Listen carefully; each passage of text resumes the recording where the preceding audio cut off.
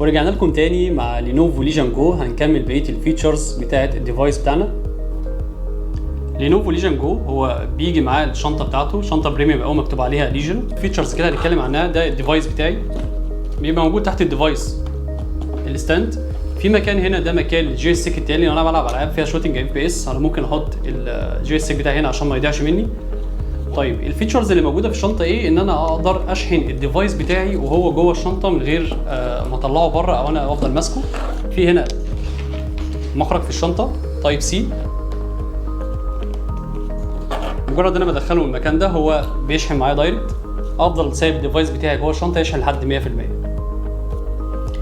ليجن جو كمان بينزل بواي فاي 6، بينزل ببلوتوث 5.2، نازل ببطاريه 49.2 واط بير اور.